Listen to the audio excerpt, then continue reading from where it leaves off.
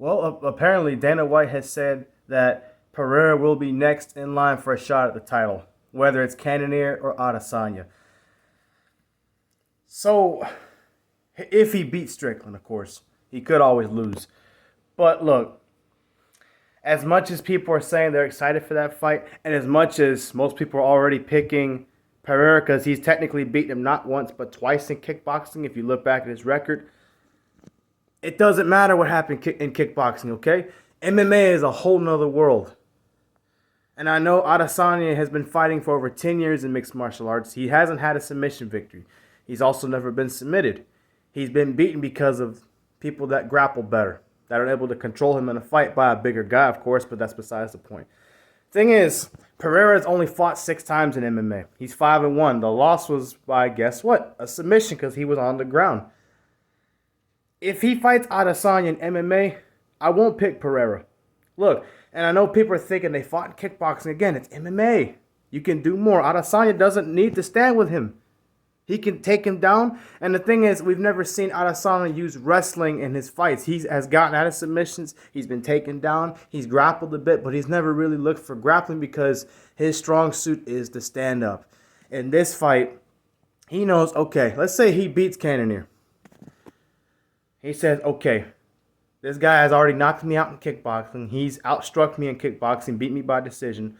But I've had success in the stand-up. Thing is, I've also been in MMA for 10 years now, since 2012. Look at his record on Wikipedia. It's true. Okay? Pereira's only had 6 fights. Chances are, if I take him to the ground, I'm going to win there. So nobody really thinks about that. Think about it. Shogun Rua, for example. You look throughout his whole career, in his Pride days, he never won a submission outside of Kevin Randleman. Rest in peace to Kevin Randleman, by the way. Think about it. He got taken down, but he went for a knee bar and got him in like a minute or two.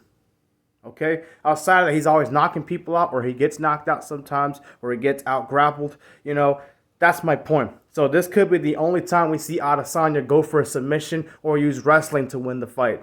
Because, again, Pereira's already been submitted, and he hasn't been in MMA very long. So that might be a terrible matchup for him. Because, again, you got a guy that can stand his ground if he needs to with Pereira. And there's also the possibility that Adesanya hits him with something big. That's also possible.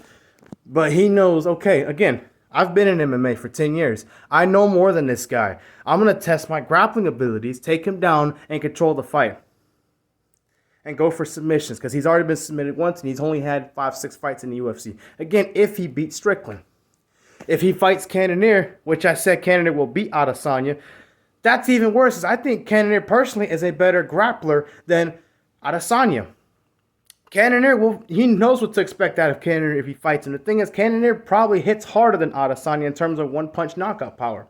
You know? So that's a bad matchup for him as well. So either way, I think Pereira is in a bad matchup, whether it's Adesanya or Cannonier. So I don't expect him to win the UFC title from Adesanya, or Cannonier. So I just wanted to say Adesanya's name first because he's the champion. But rightfully so. But yeah, I think it's overhyped in my opinion to an extent. I'm not saying he's a bad fighter, but again, you got to be realistic here. You don't have the grappling experience and the training that Adesanya has had in the last 10 years. Only reason we haven't seen it is because he hasn't needed it. That's all. I'm not saying he can't beat Adesanya in MMA. He can. Why not, you know? But if I had to bet money, I'd pick Adesanya. He had more ways, realistically more ways to win that fight than... Think of it like this. Think of it as Justin Gaethje is... Pereira's in Gaethje's position. He's dangerous on the feet. I know Adesanya's not a jiu-jitsu guy, but let's say he's in Oliveira's position. He's in a way lower league in jiu-jitsu and grappling than Oliveira. But still, here's Pereira's knowledge of the grappling department because he's a kickboxer at heart, you know? Adesanya's probably up here somewhere. He knows more than him. That's my point. So he could beat him there.